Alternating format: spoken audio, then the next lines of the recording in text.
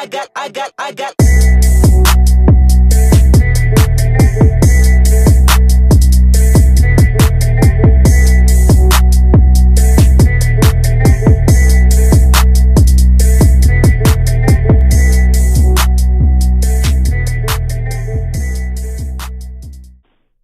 are now watching Xpert's Corner on the DML Network. Welcome into the DML Network and another episode of Xpert's Corner. It's your boy Xpert, and I got a special guest on the show today. I've been waiting for this interview for months, and I finally got a chance for him to have some time off and get with your boy Xpert. It's the equipment guru, Mr. Dustin himself. What's going on, equipment guru? What's happening? Man, happy to be here. Yeah, so excited to have you on the show. I know you got such a busy schedule because the grind never stops for you with Madden. It is a year-round process, and I don't think people really understand how much it takes in your job. But let's start right there. Let's talk about Madden, the beginning. How did you get involved with the team? Your first taste of Madden in the EA family. So it started with being on Operation Sports, a little forum. Some people may or may not have heard of. It's a nice place where you could be upset, but without being obnoxious, and display your frustrations and what you think the team could do better and where they could really improve in the game. And I would always call out a lot of things that it seemed like they should be getting right, or either weren't caring about or wasn't a popular enough issue for whatever reason that they just didn't put any time or effort into. And then some members of the dev team had reached out to me, so I kind of started doing a few things there with Donnie Moore. I'd send him changes every week and this and that for equipment and whatnot. And then eventually Ian Cummings sent me a private message about coming down to a community day. So I went down, and while I was there, I ended up asking what it would take to work for the team. And they gave me anybody can do it if they're willing to start from the bottom, as long as they know enough about football and the game. You should be able to succeed if you can work from QA. A lot of us work from QA up. So I ended up taking that and running with it and moving to Baton Rouge for that opportunity. And then I turned that into a long struggle to then finally get up to Florida to eventually move up to producer. But it was not the ideal road, and it's not the road I would suggest for anybody else to take, but it worked for me. So I don't know if y'all really understand, you were just a Madden guy, just playing the game, loving the game, and felt like some things needed to change, like most Madden of the Madden community. But hopefully y'all caught that. It's about not being obnoxious with the changes. Hey guys, we got to get this fixed. We got to get this fixed without the level of disrespect that sometimes we see on the social media platforms, and really grinded your way to where you are now. And you talk about maybe that's not the best road for everybody, because you did work so hard. You went to Baton Rouge, ended up in Florida, and now really in charge of the ratings team. And how long did that take for you to get from that guy that was just playing the game, loving the game, wanting things changed, to get to the spot where you finally took over the ratings team? Let's see. So in 2010, I took the position at QA in Baton Rouge, and then that was about a rough 4 years of, some people liked what I was doing at the dev team. Some people didn't like what I was doing at the QA team. There was a lot of, I've not always been a personality that rubbed everybody the right way, I guess, which I've worked on through the years. So I had to make more friends, and then my work was always good, but there was more to it than that. So I had to fight through all those things and overcome some obstacles that were thrown my way. And I finally got an opportunity to move into a producer role 2015, January. So almost a full 5 years after working at it. So it was something that I probably thought in my mind when I started I could maybe get to in 2 to 3 years. And maybe that's possible based on, the work that I provided and all that, but it didn't happen. So it eventually happened, but it was definitely not the smoothest road by any means. Yeah, so 5 years of grinding, get to the ratings team.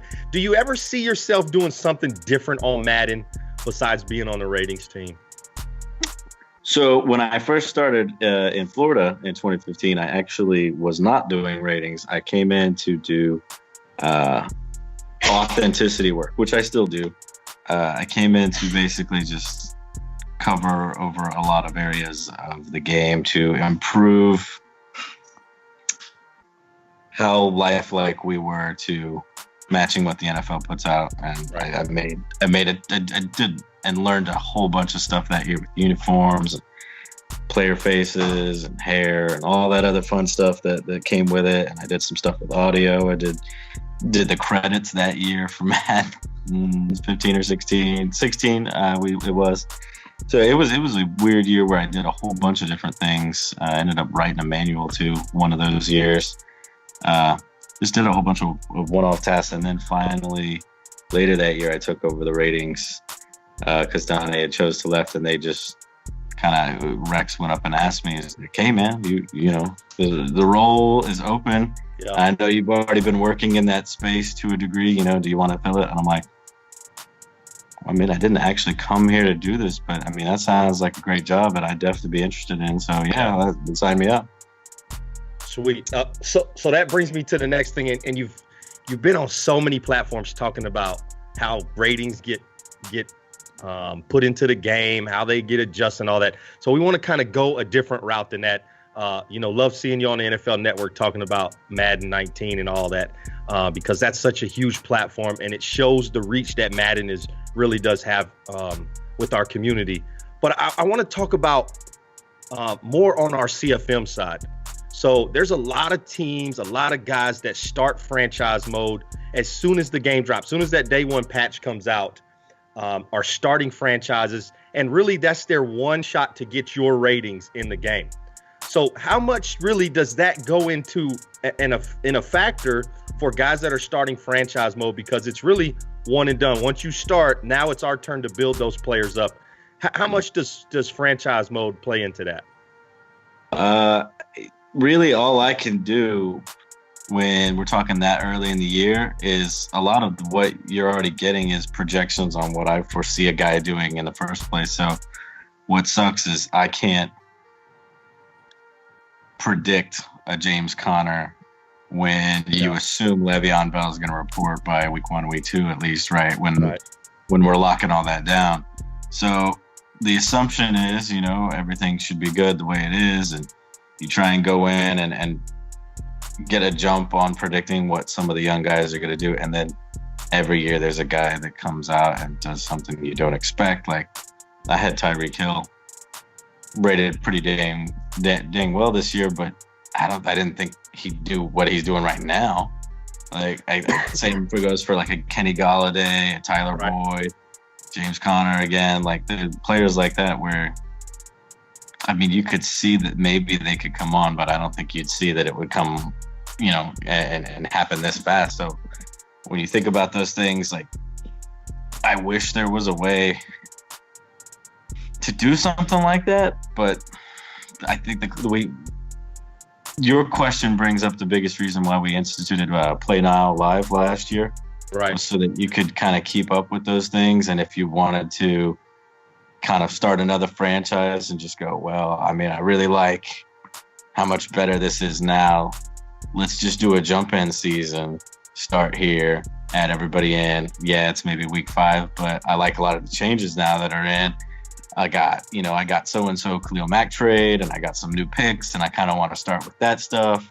So that kind of stuff is the biggest reason why we created that mode, to kind of mitigate some of that, to help it ease the pain a little bit, but it's still an imperfect process, I'd say. Yeah, and definitely, there's a lot of talk about, when we start a franchise about ratings, because you're right. Who knew James Conner was going to be, have the year that he's having right now, or even a Patrick Mahomes, who was rated very well in the game, but who was to expect, he's going to throw it totally, right? Right. But his attributes looked very, very well. But who knew he was throwing, 350 yards a game and 4 touchdowns and being the guy that he is? Is there a way that there can be an update to a franchise that's already started, or is that just one of those, it's one and done? What we get at the beginning of the year, we got to kind of, bite the bullet and say we got to take it, or start over like you talked about? That's tough. I mean, I wouldn't rule out saying that it's possible that we find a way maybe next year or in the future where you can just say, well, we're still in year one. Can I just pull in a roster update and I only want, that, no matter what, I blow away everything I've done roster change wise. Obviously, if you're going to be a league like that, you probably shouldn't be making trades if you're willing to do something like this, because that's really going to throw a wrench into it, right? But hey, I mean, having a import latest roster at any point in the season, probably not a bad idea. I can't imagine it being an easy thing to do because of everything that you'd have blown away by doing such. Like, so you would assume that all the stats and all that would try and match, and that'd be odd. I'm just trying to picture it right now. I can't. I imagine there's a way, but I bet it's not simple. The more I think about it. Yeah, let's let the Dynasty throw something else on your plate there, for you to think about. But it's not difficult. It would be really difficult to do that. Now, of course, in the Dynasty, we don't trade in the first year. You got to play with the team that comes out the box. There is no trading, so it'll probably be a little bit easier for us. I like that. Yeah, we have a rule where stick skills are king for that first year. And so you got to kind of play with that team that comes with the disc, and you run with them for the first year. Now, after the first year, all bets are off. And if you've seen some of the trades, Dak no longer is a Cowboy. He now plays for your boy. He plays for your boy Xpert with the Jaguars. And so, definitely in that second year, all bets are off. But, I wanted to talk a little bit about, maybe the pressures of how people don't really understand how much is involved with this ratings team. There are people that think, okay, the ratings come out, y'all make a few adjustments, and then y'all get to kind of sit back and enjoy the NFL season. But you guys are involved in so many things. You got guys at games every single week, really, that are watching guys' performance, that are making those, and you got guys coming back to you saying, hey, we need to make an adjustment here. Here's why. How much is involved in that process throughout the year before Madden 20 even starts to be thought about? Well, Madden 20's already been thought about. We're already working on all that, so that's a fun part on top of all this. It's kind of a mix. Like, we have all these different people that we've been sending out, and we're going to continue to send out. Some of the feedback's pretty good. I can usually work with some of it. I mean, there's only so many people in the company that can give you the same eye that you and Andre, who I work with closely, have. So you just take on all the notes and then you try and dissect what's actually usable. Right. We inform, like, just take every note you can. It doesn't matter if we already have the rating right or not. Just take every note you can, and we can at least look at that and move with that. Sometimes there's, you look at it and it's like, well, he's already good, so we're good there, right. But it's good information to have nevertheless. Me and Andre also take notes every Sunday. We have a little Google sheet that we share, put in notes all day during the games, hit everything together. It's not an easy process. And then some of the things that I run into is we'll be chatting as the season goes on, and we discuss a lot of the players that we're tweaking back and forth. And I'll say one thing, and he'll say, yep. And then when you get to a nope, you get to have a fun discussion. And I'll pull up some tape and show him this, and he'll be like, yeah, but he's his own corner. And I say, he shouldn't be this because of that. I'm like, well, yeah, but what if you watch this, and this? Right. It's a fun little battle that before, when I was doing it all by myself, it wasn't nearly this fun. So it's thrown a nice wrench into the fold that is a welcome change.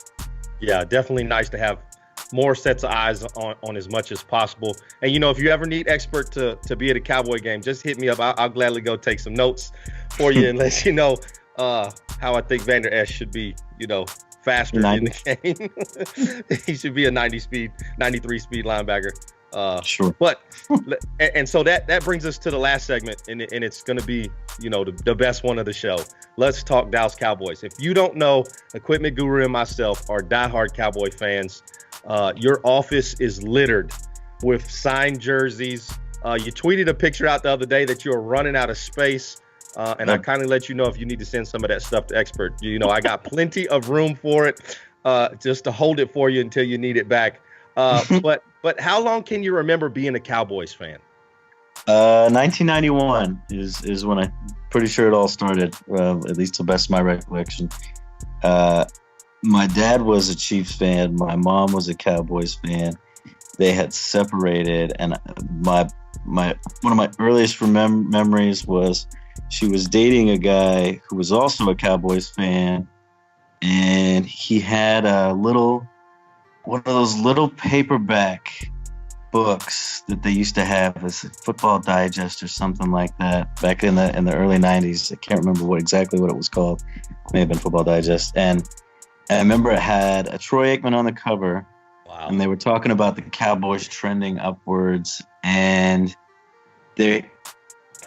at 6, I was 6 at the time, it's so hard to be able to truly understand a lot of the stuff in there I was reading. But I was trying to learn as much about my mom and her boyfriend's favorite team at that time that they loved so much, to kind of grew my passion for something I was really starting to enjoy. And I looked at that book like almost every night for I don't know how long, trying to just read and learn, and it was just helping read too. I was only 6, so that was fun. Right. And it just really grew from there, and then watched the Super Bowls the next 2 years over at the neighbor's house because our TV was super small and crappy. It was a nice Italian family, so the food was fantastic. the TV was good, so we had some fun.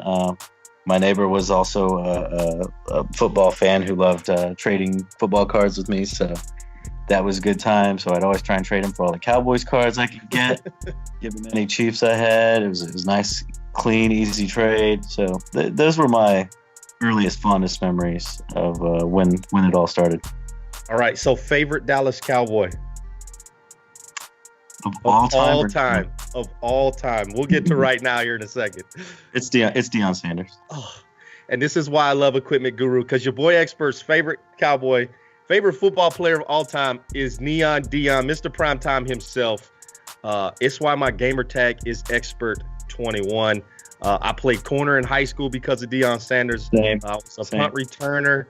Same. I wanted to be Deion my entire life growing up. I loved his flash on the field, especially when he came to the Dallas Cowboys. It broke my heart when he left. He went to the Washington Redskins. It was only 1 year. And then, he played for the Ravens. I have both of those jerseys. I have a Redskin and a Ravens jersey. Yes, as a Cowboy fan, there is a Redskin jersey in my house. But it's the Deion Sanders because I love the guy. Follow him to this day. Follow both his kids are doing great things. But right now, favorite Cowboy on the current roster? Well, it was Jason Witten, but that just changed. So I got to pick one. It's tough for me right now, and I just had both of these dudes hook me up with signatures on gear that I enjoy at training camp. So I think I'm gonna lean Byron Jones and say Zeke right after that. Ooh, Byron Jones, a great guy. Jones, I remember meeting him when we went to the face scans in 2015. He was a rookie, super friendly. Broke the combine with all of his drills and all that, doing all these absurd things. And I didn't really know he'd be doing what he's doing this year, but I knew he'd probably be doing something phenomenal at nickel or free safety. Tried him at both. He's good at nickel, wasn't so good at free safety. Stepped him outside, all of a sudden he's a phenomenal athlete.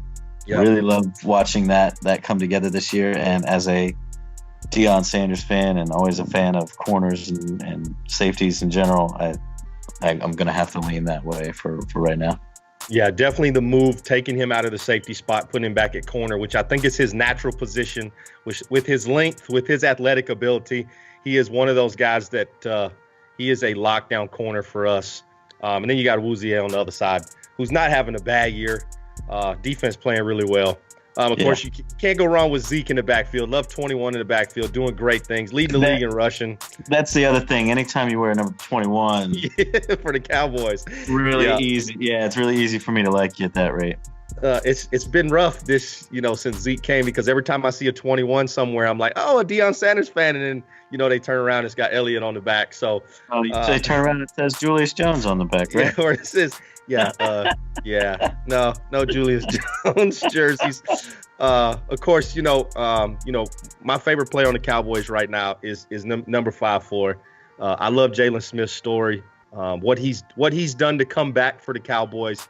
The grind that he's been on to get back to this level, for him to be playing on the level that he's doing right now. I love that story. And so, of course, one of my favorite Cowboys wore number 5, Mr. Dan Bailey, and he left. I thought you were going to say Dan Bailey. Yeah, Dan Bailey was one of my favorite guys on the Cowboys. Just a great guy. I've met him a couple times. Just very personable, very good guy. Was very upset when they cut him. I always liked him, but I was at training camp and in the game for the Cardinals preseason game, and just the 2 days in camp, I was there with my buddy, and I was telling him, I was like, not only is this kid number 2 punting and kicking, he's accurate at both. Yeah. Dan Bailey's job's in trouble. Nobody was talking about it. Nobody believed it. I'm like, they may keep this guy, even like whether they get rid of Chris Jones and Dan Bailey or one, like they may keep this dude. Like you keep seeing him kill it, and then you watch him in the game and he kills it, and he's kicking these long field goals. And I'm like, one of these guys' jobs is in trouble. Like I bet nobody realizes this, and I was like, I was blown away. And as soon as he gets cut, my buddy calls me up. He's like, "How did you know? How did you know this was going to happen?" I'm like, I don't know. I just had a feeling watching the dude in practice. Yeah, and that's when you say, "Hey, man, I'm the ratings guy. I got inside information." Brett Maher has done a tremendous job to ease the pain for Cowboys fans.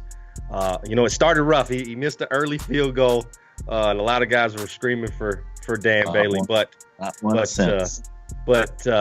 he has done an amazing job, not only kicking field goals, but also kickoffs, putting the ball out of the end zone. Love the guy. Still watch Dan Bailey with those Vikings, see what he's doing. All right, guys, we're going to let Equipment Guru get up out of here. He took some time out of his day to jump on Xpert's Corner. We appreciate him. And, man, I just appreciate what you do for this Madden community and now how hard you do work to make sure that these ratings are correct. And you've come out and been very clear. They're not all correct, and so we try and get them as close as possible. And y'all change them quite a bit as players go up and down. It's a huge guessing game, and you do such a great job with your team. I know you got a great team working with you. Talked about Andre helping you out quite a bit this year. So, man, we appreciate you, and we appreciate you jumping on Xpert's Corner. Hey, man, I appreciate it. And, the whole thing with roster updates is we've already admitted by having a roster update that the ratings aren't perfect. Everything is a constant changing process. Nothing's set in stone at any point in time. Yeah, because the NFL players don't continue to play to the ratings you first put out. They decide to have better years than what we expected to have. Or worse. Or worse. Absolutely. Shout out Derek Carr and Amari Cooper. You guys are struggling. David Jones. All right, guys. So we're gonna let Equipment Guru get out of here, and we're gonna do the same thing. Hey, guys, I appreciate y'all tuning in to the DML Network. Make sure y'all hit that subscribe button. Follow us here to get all the latest content from the Dynasty and your guys here. It's your boy Xpert, and I'm out.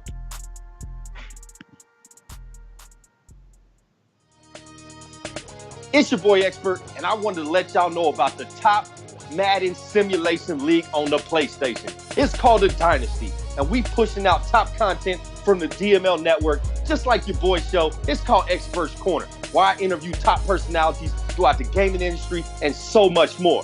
If you want to jump into this league, hit us up on the DynastyMaddenLeague.com. Put an application in, and one of the homies will get back with you so you can join our development league called the Blueprint. This is the top PS4 Madden Sim League. We grind 365 days. You do not want to miss this. As always, it's your boy Xpert, and I'm out.